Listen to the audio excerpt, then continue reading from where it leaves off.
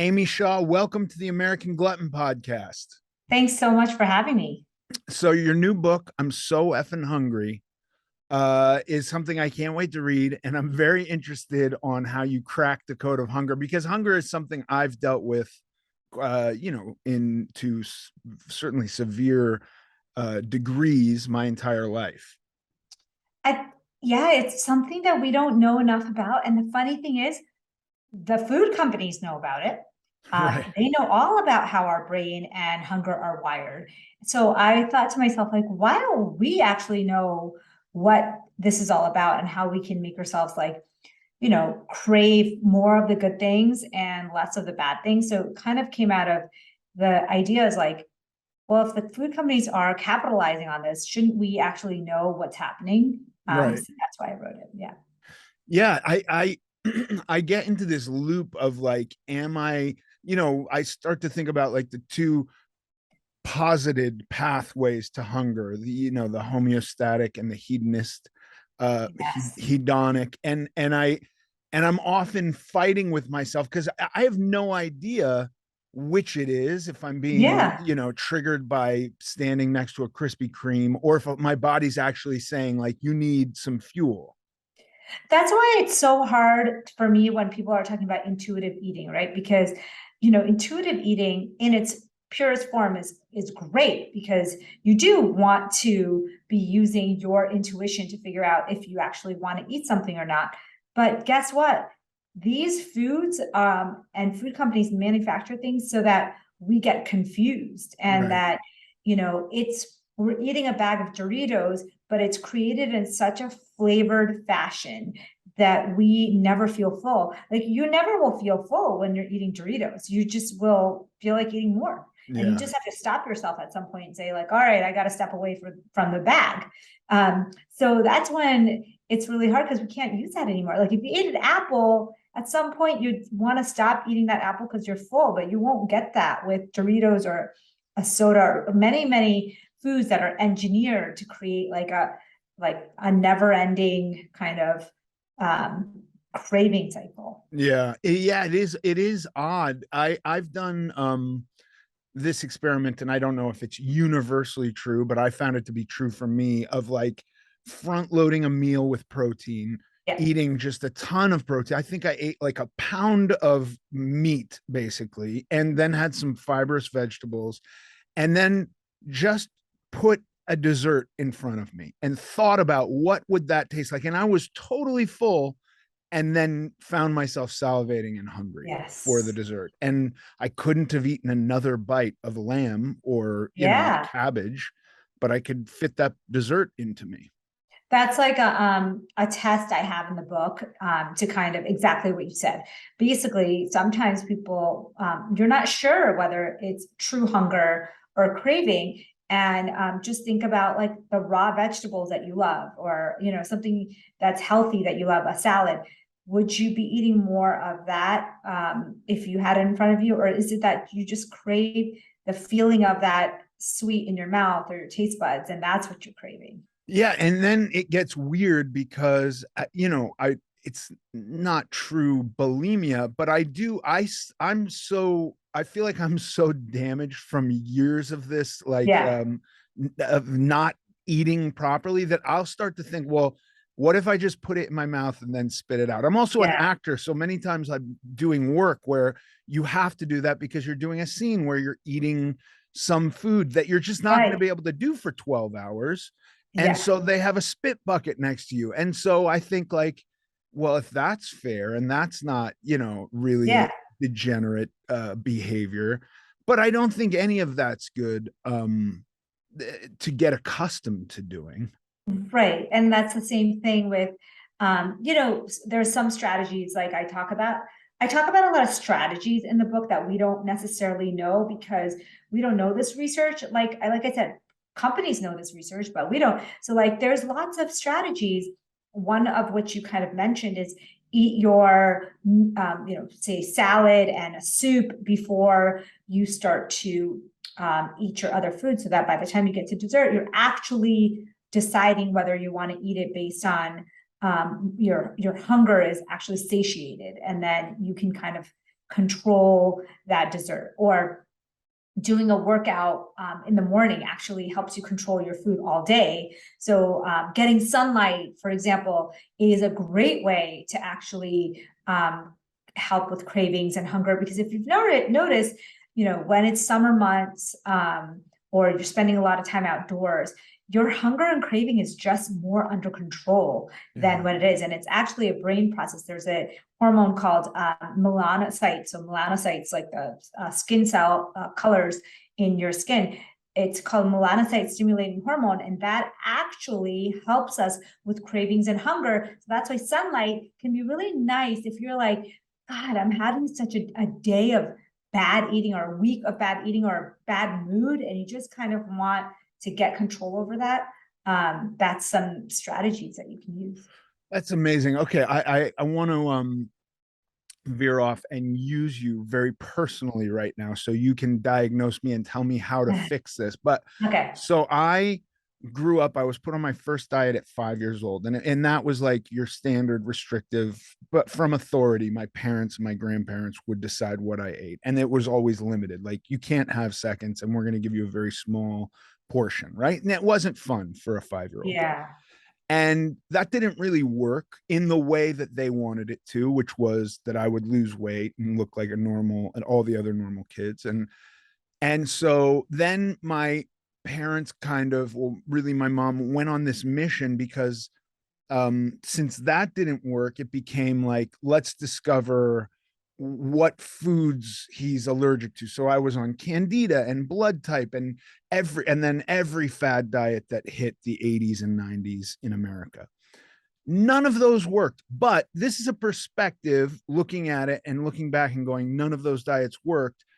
None of them worked because I never really lost weight. However, when I became autonomous and had some of my own money, I then ate so much that my weight almost doubled and I got up to 550 pounds. So maybe they worked in that they limited how much weight I gained. I don't know that if I was left to my own devices in my home, I was going to eat myself that heavy, but then I did, because I had a car and I had access to. Yeah. What I found is when I finally started to like try to take responsibility for my life, try to get this under control. First of all, it was very difficult because I fell back into the, nightshades are bad. And then it was lectins are bad. And then it was X, Y, and Z, carbohydrates are bad. And none of that solved me. What solved me really was, you know, eating mostly whole foods and eating them in moderation, and actually putting in controls for what moderation means.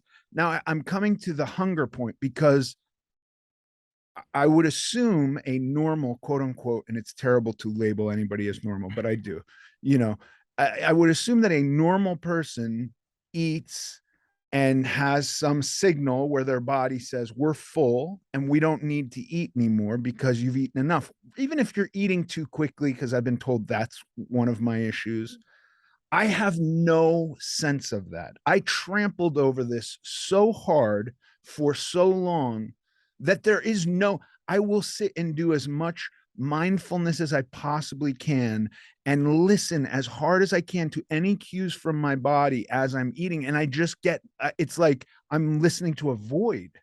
Yeah. So are you asking how to fix that? Yes. Yeah. What Okay. do you Is recommend that I a do? question? Because yes, I'm sorry. What do I do? Because I can weigh my food and know, Yeah. like, this is how much energy my body needs. So this is what I'm Yeah. going to eat, but I'm still getting no signal from my body that it's enough. But I think exactly how you described it to me, kind of years of restriction and ignoring those signals, or you kind of were forced to ignore those signals in some ways.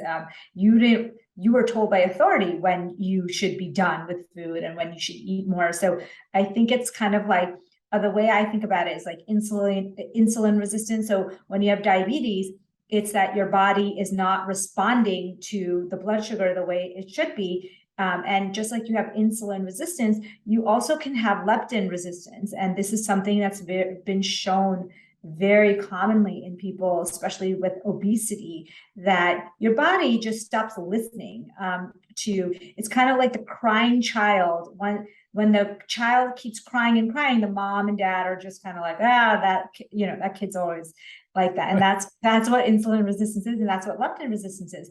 And so what's happened to you is kind of like a diabetes type thing. Like, sometimes it's reversible in the very beginning and sometimes it's not. And you may have to live a life of leptin resistance, which is what people with diabetes type 2, it's insulin resistance. And so I think it's hard to know for sure whether that's what's going, and you should still try to, really feel fullness versus hunger versus craving signals. But there's a bunch of hormones, not just leptin, there's like neuropeptide YY. So there's a bunch of different mechanisms that our hypothalamus uses to kind of give us information back. But just like you said, it might be hurt and broken to the point where it will take years to get back, or or maybe it's broken to the point where you might have to do this for a lot of your adult life, which you've already been doing, it sounds like. So it's hard to know, but we have a lot of mechanisms in our brain. And I think you'll really enjoy the book because there's a lot of like science-backed tips. And I'm not just saying this for you to read it, but I'm actually saying for you personally, there's some actual actionable things that you can do to kind of retrain your brain. Like there's this technique where your dopamine system, which is your craving system. So think about how dopamine works, and then you'll understand how your brain must be wired for dopamine. Dopamine works in a way that it creates food memories, and it creates hunger even if you're not really hungry per se. So if you were a hunter-gatherer living in the woods and you just finished your meal not too long ago, but you're out foraging or doing, getting ready for the evening, and you come across this huge, beautiful fruit tree, and it's like in a place you've never seen before, and it's full of ripe fruit. Your brain lights up right then because we are wired to survive. So your brain says, oh my gosh, there's this amazing fruit tree. You better remember where it is, and you better take all the fruit and eat it, even though, you're not necessarily hungry, but now you'll remember that fruit tree for a future. And so if you think about dopamine memories, that's why when you go to the movies, now you automatically think of popcorn or the butter popcorn and soda that your family always used to get or a game, which, companies positioned themselves at baseball games because they knew that people would form memories around that because that's how dopamine works. And so if you think about you now, you think about all these memories that your body probably already has stored and how much you're going to have to do to kind of replace or retrain. It's almost like a trauma, right, of your childhood that you're trying to retrain. So I know for myself, there are certain foods that are triggered by memories, and that's the dopamine system. And our dopamine system is so strong that it will make you get up out of your seat and drive across town and get that thing that you were craving, because dopamine controls alcohol cravings, food cravings, all the different things that people get addicted to, gambling, porn. It's a dopamine addiction. And so if you think about how that works and how it kind of forms those memories, then you can think about how to break it. So one of the ways to break it is to give yourself rewards, but intermittent rewards, meaning like a random intermittent rewards, and it can retrain the dopamine system. So say there's something really healthy that you love. So you love dark chocolate. And yes, it's much healthier than going out to, whatever, your local fast food dessert shop. So what you do is when randomly, and maybe somebody else is assigned to it because you can't have already planned it. It has to be random, it's to be intermittent, and it has to be given to you as a reward to create a dopamine pathway, a good dopamine pathway. So maybe it's just that that every third or seventh or ninth day, or you circle days on the calendar, that you're going to give yourself a very healthy reward. And you think about how good it makes you feel and how it's a reward, you can actually create a new dopamine pathway to kind of override some of the old ones. Oh, that's awesome. I'm gonna try that. I right now it's 0% fat Greek yogurt and whey protein powder. Mixing those Yeah. two things, I find it to be delicious, and I'm very happy with it. So I'm gonna try just randomly giving those and setting up some new dopamine pathways. Yeah, because you want to be like, and there are some good foods that create happiness in you that could create some new memories. Our body just wants to survive. Like we just want to create memories so that we can survive a famine or a war. And you know, that's why that fruit tree like story makes so much sense. Like if you were starving and you remembered that, you know, a year ago you found this fruit tree, your brain will remember kind of how to get there, what it looked like, what it smelled like, so that you can get food when you need it. It's so weird because we know that hunger is these hormones. The body produces these hormones, and it signals to that we need to eat. And it isn't always because we're running out of energy. Like, it's not the light on your car when you're low on Yeah. gas. It's not that at all. I mean, maybe sometimes if you've got low blood sugar and your hands start shaking or something, but really often it's just that, like, what you're talking about, you're Yeah. associating something with something else. Oh, I've been in this area before, and this area equals whatever, donuts or chocolate or something like that.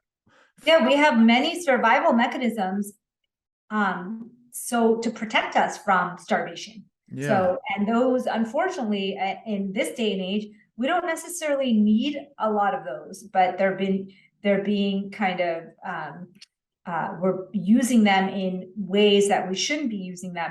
And like I said, it's not really our fault. It's really because we didn't understand the science before people that preyed on us understood the science. And so, like, it's not your fault that you crave certain processed foods. They are made to create that feeling of finding the fruit tree in the forest, you know? Yeah. It's so wild because I would be put on a diet as a kid. I would often cheat on this diet. So, like, I would sneak food when my parents weren't looking. And then if they perceived that I'd had a successful week of dieting, I would get a trip to the drive-through. And that's how I was rewarded. And then when I could, I ate that all the time, 3 times a Yeah. day, 4 times a day, because that's what I That was loved your eating. reward. Yeah. Yeah. It's because you equated that. I always tell parents, and it's not bad to cook, you know, your child's favorite meal when they get a good grade. But really, what you're doing if you always reward them with food is you're basically telling them that food is a reward. Yeah. Or, and I try to do that to myself too. Like, if something really great happens, I don't necessarily want to go out and have a binge eating and drinking night, because I think that what happens is you start to think that that's equal to each other. Like buy yourself a new pair of workout clothes, you know, but do something for yourself that's going to make you better. Like don't use that to destroy your body the next day. And do you have suggestions for just, every point of just about every point of commerce in America also has food for sale, gas stations, Yeah. electronic shops, um, and then just moving around in public, there's advertisement for food everywhere and cheap food everywhere you go.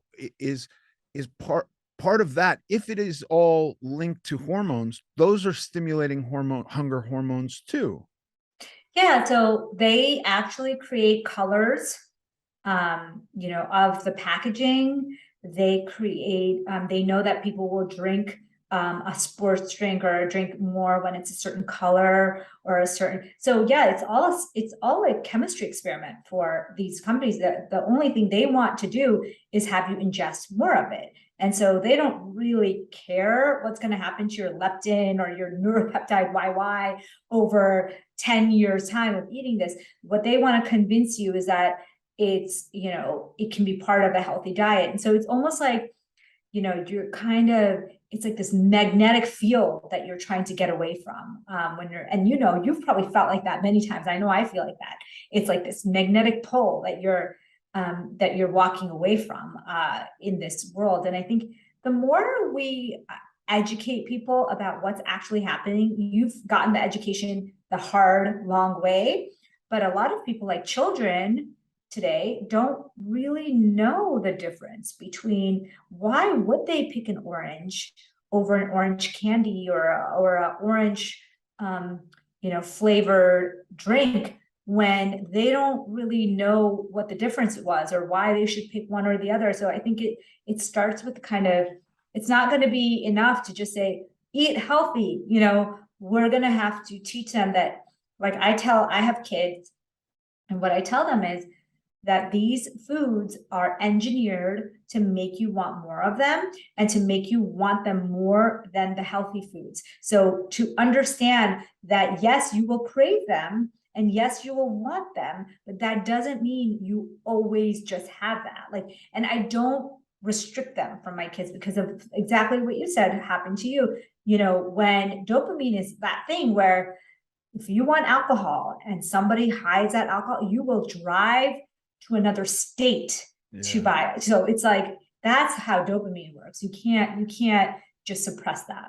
No, yes, I'm also a sober person. I've been sober for a couple decades now, and Amazing. I it was very hard for me to apply the same principles to food that I applied to sobriety. I kept trying to game it and go like, no, if I just don't eat lectins, I'll be cured of Yeah. all this baggage, right? And Yeah. that just wasn't true. For me, maybe somebody can not eat lectins and then drive back by a McDonald's at 3 o'clock in the morning and not have to pull in. But when I was finally successful, I changed my life in ways of like I altered my route home to Yeah. avoid some of these areas just because I had to alter my route home when I was getting clean from drugs and alcohol to avoid places I used to buy drugs and alcohol because I would almost go into a trance where I just kind of come to having bought drugs again, going like, well, why did I do this? I didn't want to do Yeah. this.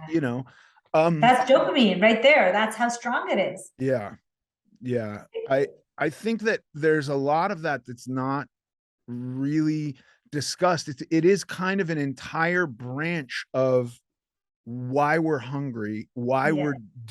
why we're having failures doing these diets when you have all the willpower in the world and then there's just stuff at play that we're not really talking about. Well, it's why we crave and why, there's a lot of things pulling at us. It's not just food. If you think about, online games, if you think about just internet in general, phone, porn, gambling, I mean, these are all pulling at our dopamine. So it's easier for us, it's when you have to get up and you go and work out, right? You get a little dopamine drip. You feel good. You're motivated to do it again. When you are getting notifications, though, on TikTok, Facebook, Instagram, that's a dopamine hit too. And that's easier, for a lot of us than going outside and going for a run or a walk or whatever. And then we have the dopamine hits from our food. Then we have the dopamine. So you could literally just bypass all the good dopamine hits and just do the negative ones. So what I try to tell people is like, listen, going for a walk with music or doing meditation, those are like dopamine drips. That's not going to give you, you have to understand it's not going to be the same high as Right. when you win a game or if you take drugs or get drunk, right? That's just going to be a less intense high, but over time, that's going to be your long-term high rather than the things that deplete you of your dopamine. And then you're kind of feeling like just the way you feel hungover and you feel really miserable the day after you drink or do drugs. That's because your dopamine is depleted, like you released it all instead of dripping it out like it's meant to be dripped out. Yeah, this was more evident for me in getting off drugs, but there was like a long period of time where there was no happiness. It did not matter what I did. There was no dopamine drip from anything in life. Yeah. And there's a little bit of faith that you have to have, I think, to get you through that period. because at a certain point you're kind of just going like, well, if this is what life is without Yeah, drugs, what's the point? It's not fun. and, yeah, and that's why I also had a number of relapses, and why many of my compatriots have real hard times getting off, especially opiates. That was yeah, my trouble spot. But like, you have this faith that I can be happy again one day. You get to the point where you are happy one day. There's a lot of that with food too, and you can't just abstain from food, right? We yeah, have to eat. And so I'm really, really interested in looking at your book and seeing what you suggest to create some of these new pathways, because you know every time I'll do I am at a really good maintenance weight, but sometimes for work or to take a picture I'll diet down, and every time it's like this gloom of unhappiness that's very similar to giving up drugs. yeah. I mean, have you ever heard of psychobiotics? Uh-uh. That's a whole new world that I discuss in there. It's basically the discovery that there are bacteria in your gut that can actually influence your mood. So you can transplant gut bacteria from one animal to another and change their entire mental state. Like I'm talking schizophrenia to non-schizophrenic, Wow. depression to non-depressed. So autism. I mean, they've looked at all kinds of brain gut diseases, and so the big question is, can we figure out which bacteria to put into our gut, and how do we do that Right. to change your brain status? So we know, like, for example, there's been a ton of studies that show that there's a correlation between your gut bacteria and how good you feel on a daily basis. And so that to me is so exciting, because it's like saying, basically, we have control over our mental state. Like when you're saying that you feel so down, and if somebody told you, hey, listen, 2 weeks of eating these foods and repopulating your gut, you're going to be better.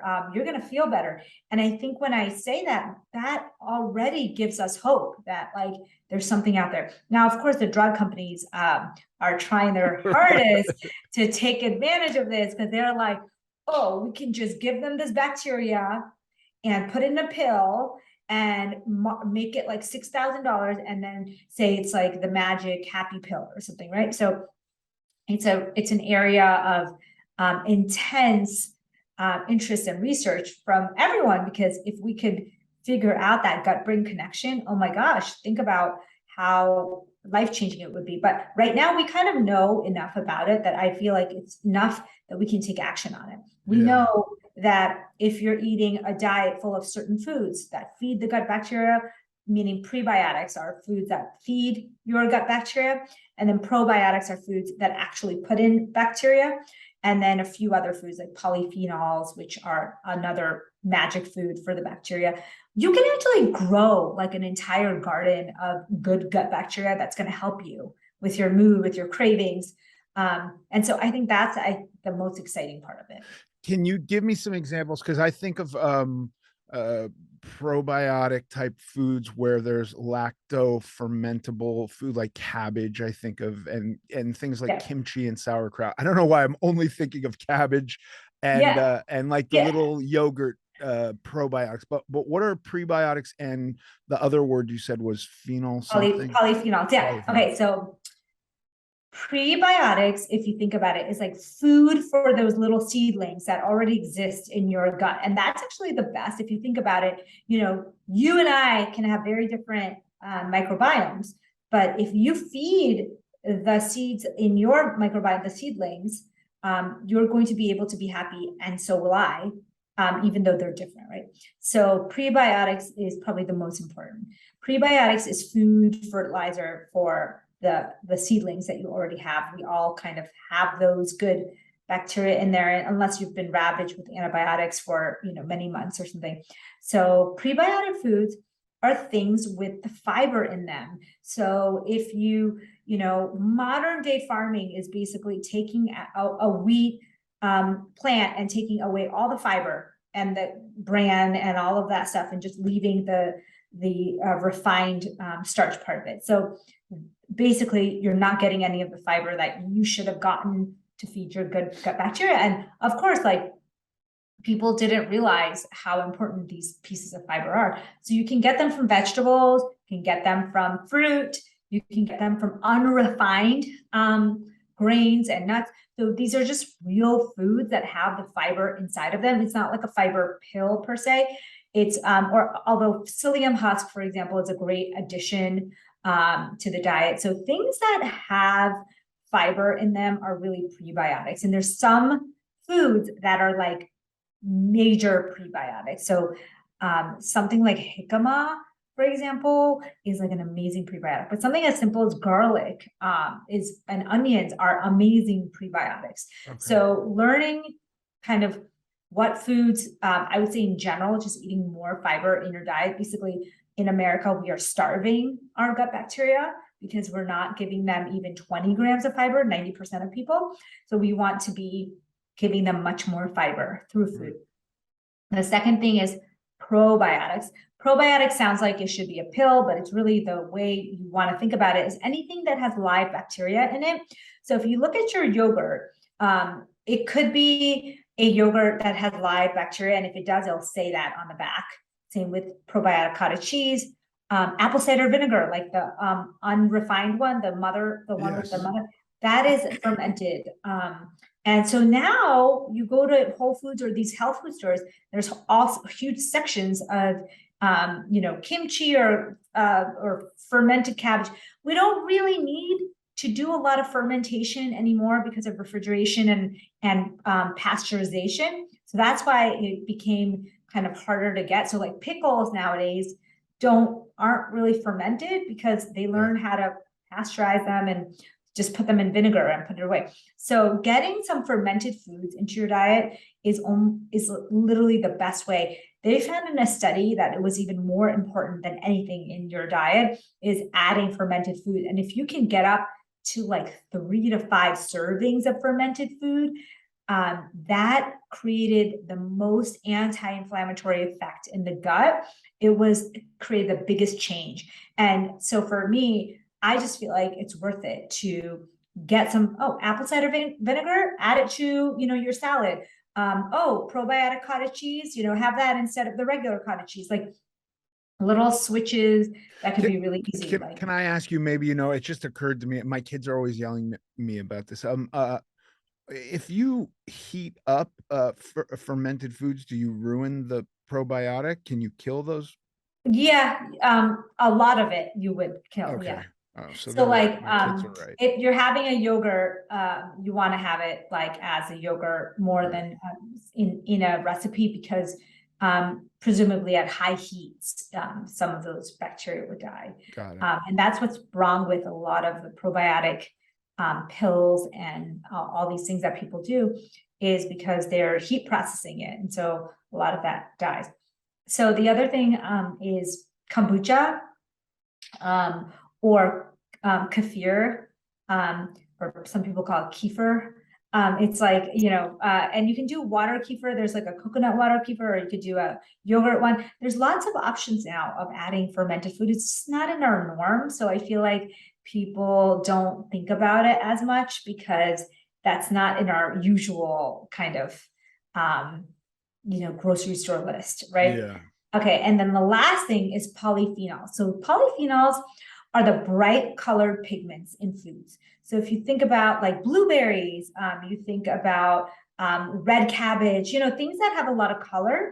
So these compounds are actually used by your gut bacteria to create signals to the brain and to other parts of your body that are anti-inflammatory. So it's not necessarily for us, it's for those gut bacteria that are able to use those polyphenols. So brightly colored, and that includes spices like turmeric, cinnamon, these polyphenols, and tea and coffee fall in the polyphenol category as well. So it's not really exotic foods per se, but if you think about it, if you eat a typical American like you did for a while, a drive-through diet, right? You're not getting any of those. You're not getting probiotics, not getting prebiotics, and you're not getting polyphenols. So you really do have to kind of switch your diet into things that are healthier. And a lot of us are doing some of this stuff, but they're not doing all of it. And so, and then I talk about a few other foods that you can eat too, like protein rich foods. Actually, certain proteins, certain amino acids are really good at resetting that brain gut connection. So those signals that you're trying to correct, you can go even further with that. Yeah. And so those signals where I am trying to understand being full, which I also acknowledge isn't purely an energy balance thing. I mean, that's part of it, but it's not the totality of it. I did spend like, 30 years of my life recognizing something that I don't see as, or I try to analytically not see it as a food source, as my primary food source, right? And so now it is kind of hacking that. But all of this can just be gamed with a little bit of thought and some, you know, like elbow grease. Yeah, I mean, it's like just rethinking the way we eat, because I think what happens is for a lot of us, we don't, and nobody's ever given us a framework for how to eat. Like our parents didn't know. They didn't know any better. My parents didn't know, right? Like schools never taught us. All right. So it's like, where the heck are we supposed to learn this stuff from? The food companies? That's really it. I mean, I went to nutrition school as an undergrad, and I still remember going to my first conference and seeing it all sponsored by, cereal companies and Kraft and all these companies that were kind of massaging the message a little bit in order to get the message out there that they wanted, because they knew obviously it's in their best interest. Yeah. Yeah. I mean, they're going to make a lot of money. And then I also think that because we have so many pills kind of to heal the various ways food's making us sick and medicines, that it is kind of a vicious circle where I don't know that the people who are really in power want to handle this situation. Yeah, exactly. So it's it's a tough fight, because who's gonna win if you are promoting like food that's inexpensive, right? Like if I'm not going to make a lot of money if instead of a probiotic you choose to have yogurt, right? Like that's there's not a lot of motivation for people to say that. Right. Yeah. And if we found that a lot of I don't know this to be true. I haven't read anything on this, but if we did find out that a lot of depression could be cured with diet, like that would be kind of mind blowing, but I also think that there might be a lot of people who still would want to opt for the garbage American diet. Yeah. Well, I think that I don't, like I said, I don't think that a lot of people would opt for that diet if they knew any better.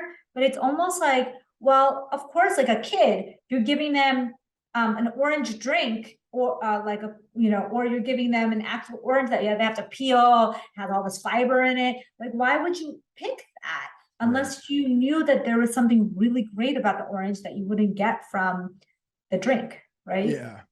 Yeah, having to go to the store and make your own food is a pain in the butt. It's a lot of work. And so if that is the option, I'm sure there's going to be many people who go like, well, I don't have time, money, patience for But that. I hope that there's like lots of entrepreneurs, right? We have such amazing, savvy people that listen to your podcast or that follow me, and they might be like, "Oh, wait, people like to eat this stuff, but there's a way to add fiber, like make it full of fiber, full of polyphenols, or full of." I mean, it's possible to do that. So why don't they just make a whole new industry of like foods that are actually tasty, but then they have the things that we need from them? That's like a new revolution, right? Yeah, I hope so. I Yeah. think it should be, Yeah. it, And some it of certainly can be. these protein bars and shakes and stuff, they're crap too. We need like a third category. Right. Yeah, no, I do fall down the rabbit hole sometimes of eating some low cal stuff that I just know Yeah. in abundance is not the best choice, Yeah. but it scratches whatever itch I'm having at the time. But And I mean, to your point, I might be blocking that rebuilding of whatever dopamine signals by having this stuff.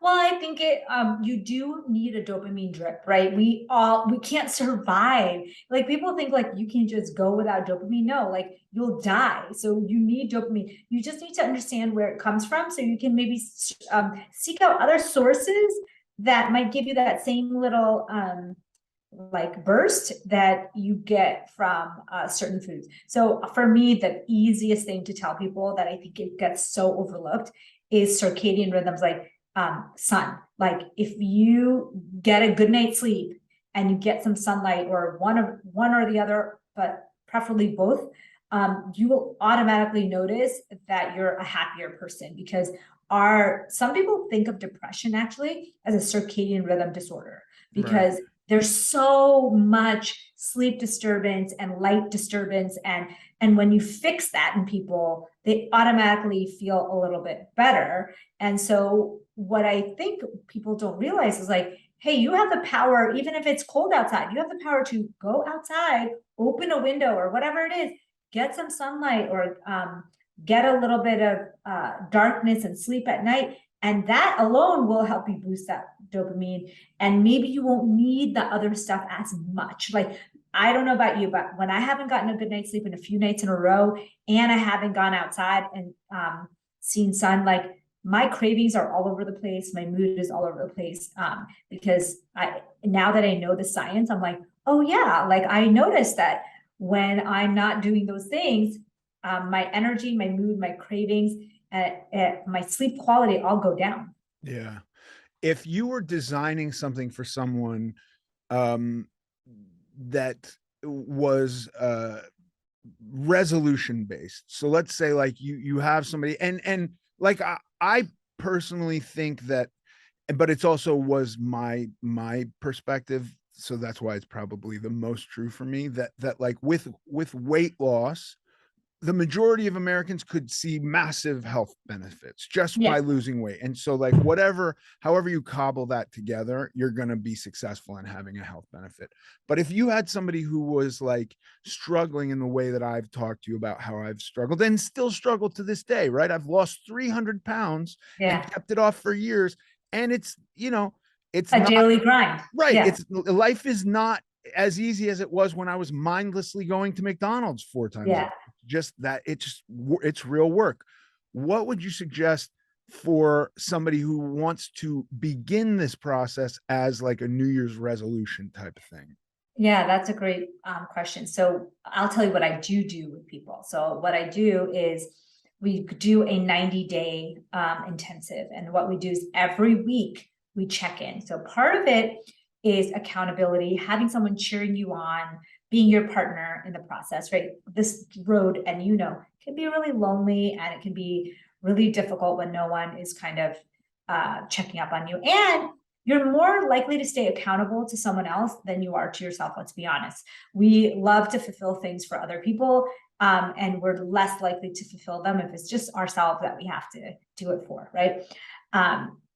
So I do a weekly check-in, and what we do is we work on brain gut connection things. So that's food, that's circadian rhythms, that's sleep, that's intermittent fasting. So I don't necessarily recommend that everybody do these long intermittent fasts, but just something in kind of in tune with circadian rhythm. So if it's dark outside and it's midnight, you probably just should go to bed. Maybe have a glass of water or have a tea and then go to bed. So just like really syncing better to circadian rhythms, and also eating for gut health, I think. And then there's exercises that we know that actually improve gut health and improve brain health. And so when you're trying to really hone in on what you're honing in on and what I'm trying to hone people in on, I'm not necessarily going to be like, oh, just do any form of exercise. I'm actually going to say, like, let's hone in on the things that are actually going to help that brain gut connection get stronger,